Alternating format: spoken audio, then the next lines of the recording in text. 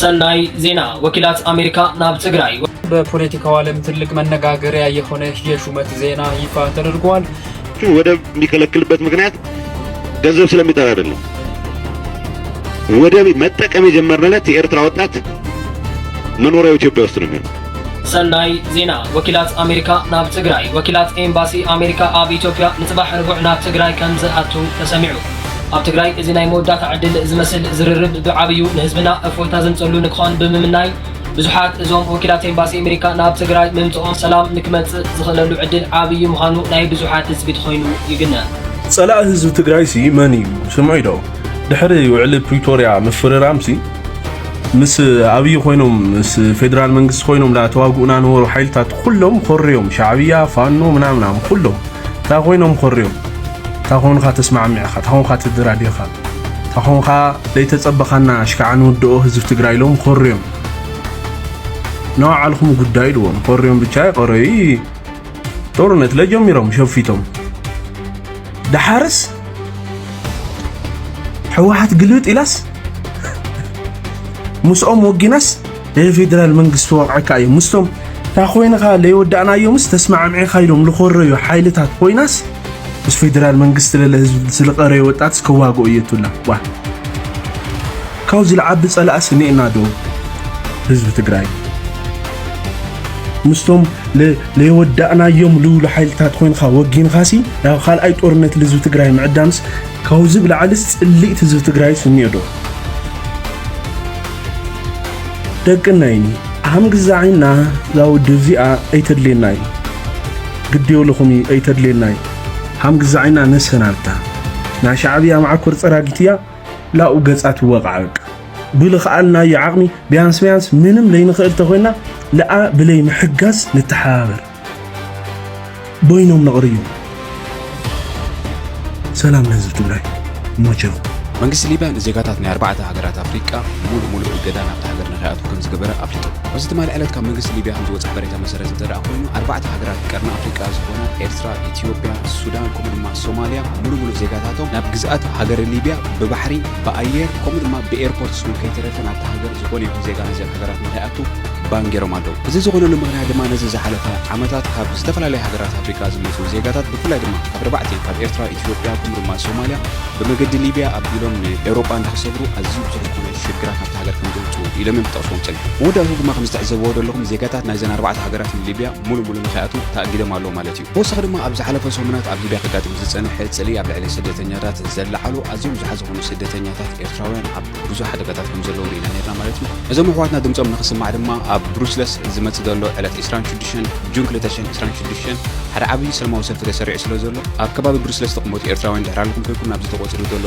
ዓብዪ ሰላማዊ ሰልፊ ደገፍ እቶም ኣሕዋትና ከይድኩም ክትሳተፉ ይፅውዕ እናቃበጠርካ እናለመንካ ቃልሲ የለን ሓደ ኸይኸደና ሓደ ኸይሃድመና ዝበሃል የለን ሓኒቕካ ተኣስሮ በቃ ትቁልፋ ትግራይ ቁልፍ ልፈቢልካ ዘዕገርግር ተሃልዩ ከም እንስሳት ዳጉና ኣብ 2012 እኮ ጽቡቕ ምድላዋት ኣይገበርናን ተባሂሉ እዩ መንግስቲ ትግራይ ተወቂሱ ዝበለ ሚካኤል ሓዊርና ንስማዕ እዮ በቃ መንእሰይ ትግራይ ተቃላሳ እዩ ኖርማሊ ሒዝኻን ቃልሰሎ ኮይንካ 2012 ናይ 12 ዝነበረ ምድላዋት ኣብ ትግራይ ጽቡቕ ምድላዋት ኣይገበርናን ተዋሂዱ ቆይ መንግስት ትግራይ ተወቂሱ ሕዚ ሰውና እናቃባጠርካ እናለመንካ ቃልሲ የለን ሓደ ኸይኸደና ሓደ ኸይሃድመና ሓኒቕካ ተኣስሮ እንታይ እዩ በቃ ትቁልፋ ትግራይ ቁልፍ ፈቢልካ ዘዕገርግር ትዳጉኖ ከም እንስሳ ኤርትራና ህወሓት ግንኙነት በሚመለከት ታሪካዊ ግንኙነቱን በሚመለከት ምንድነው ሊባል የሚችለው የሚል ጥያቄም ስለተነሳ የጋራ ዓላማ አለን ባሉበት ሰዓት ተባብሮ ይሰራሉ።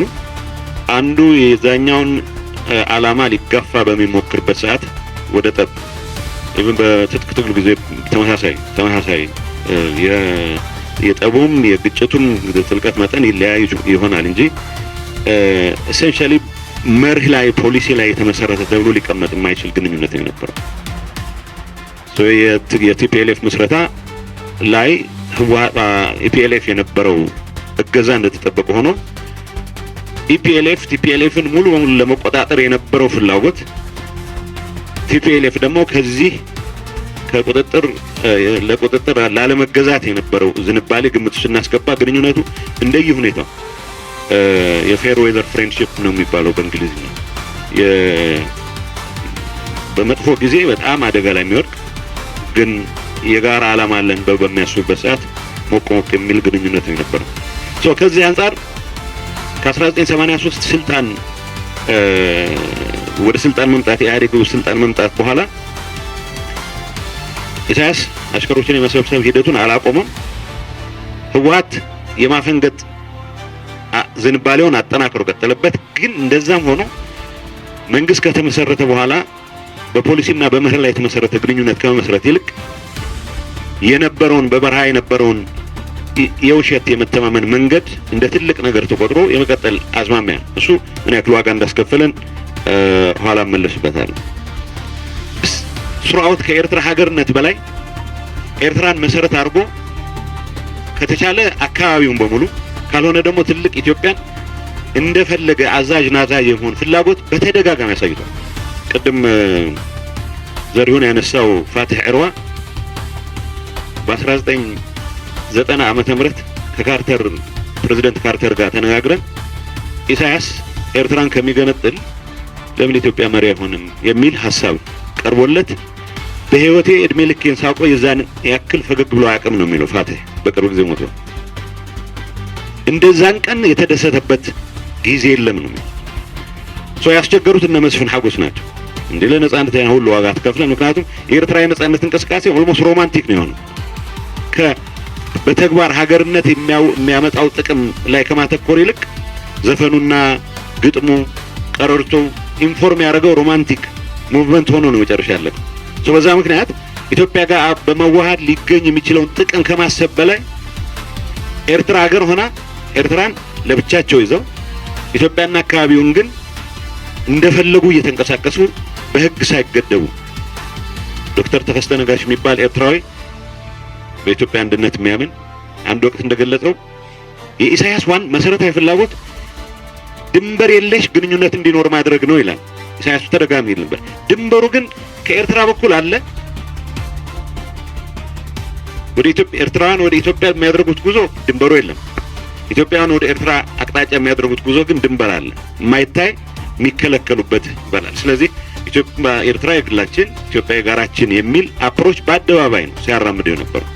ስለዚህ ፖሊሲና መርህ ላይ የተመሰረተ ግንኙነት ለመፍጠር የተደረገው እንቅስቃሴ እጅግ ደካማ ስለነበረ እንዳልኩት ፕሬዝዳንት ኢሳያስ ከኤርትራ ሀገርነት ይልቅ የኤርትራን ሀገርነት መሰረት በማድረግ አካባቢው ላይ አድራጊ ፈጣሪ የመሆን ፍላጎታቸው እጅግ ከፍተኛ ነው። አይሮኒካሊ ደግሞ የህወሓት ጽንፈኛው አመራር ለኤርትራ ነጻነት ከፕሬዝዳንት ኢሳያስ ከራሳቸው ላይ ጥብቅና የሚቆምበት ሁኔታ ነው። ምን ያክል ዋጋ እንዳስከፈለ በሂደት በመርህ ላይ ተመስርቶ ማቀራረብ የሚያስችል በህዝብ ለህዝብ ግንኙነት በዲፕሎማሲ ተቀራርቦ የጋራ ጥቅም ማረጋገጥ የሚቻልበት ጉዳይ ላይ ከመስራት ይልቅ በብዙ መልኩ የኢትዮጵያን አስፒሬሽን ነው አደጋ የደቀነበት። ለኤርትራ ነጻነት ከኤርትራ ኃይሎች በላይ ጥብቅና የመቆም አዝማሚያ እንደነበረ ይታወቃል። ሀገር ሲመሰረት ኤርትራ እንዳልኩት ሮማንቲክ ኮንሰፕት ነው የተመሰረተው። ብዙ ጊዜ ሀገራት የሚመሰረቱት ታሪክ አለ። ፖፑሌሽኑ በጋራ ስነልቦና የጋራ አሰፋፈር ግምት ውስጥ በመግባት በማስገባት ሀገራት መሰረታለ። ኤርትራ በኔቸሩ አርቲፊሻል ኤንቲቲ ነው። እንደ ብዙዎቹ የአፍሪካ ሀገሮች ኮሎኒያሊስቶች ሃፓዛርድሊ የፈጠሩት ካርታ የወለደው ሀገር ግን የኤርትራ የነጻነት እንቅስቃሴ ፈተና ይሄንን ጂኦግራፊ እውነታ ይሄንን ሂስቶሪካል እውነታ ዲናይ በማድረግ ኤርትራ የምትባል ኤንቲቲ ቫያብል ኤንቲቲ እንዳለች በታሪክ የሚቀዳ ህልውና እንደነበራት ለማስረዳት አሰልቺ ትግል ያደረገ እስካሁን ካውንተር ኢንቱዊቲቭ ነው፣ ሊሆን አይችልም። ኤርትራ የሚለውን ስም ያወጣው ራሱ ፈርዲናንዶ ማርቲኒ የሚባል የኤርትራ ገዢ ተደርጎ በ1889 የተመደበ ጣሊያናዊ ነው። ምን እንበለው ይናገር አለ። ማሮ ኤሪትሪያ ማለት ቀይ ባህር ማለት ነው። ኤሪትሪያን ሲ ሜዲተራኒያን የሚባለው ሜዲተራኒያን፣ ይሄ ኤሪትሪያን ሲ ነው የሚባለው የምስራቅ ባህር እንደማለት ነው። ማሮ ኤሪትሪያ ይባላል። ኤርትራ የሚለው ቃል ግን ከሶች ጀምሮ እንደነበረ ለመስበክ የሚሞክረው የኢሳያስ የኢትዮጵያ የኤርትራ ሀገርነት ትልቁ ፈተና ከሳህል የመነጨን አስተሳሰብ ታሪካዊ አድርጎ ለማቅረብ የተደረገ አርቲፊሻል ጥረት ውጤት ነው።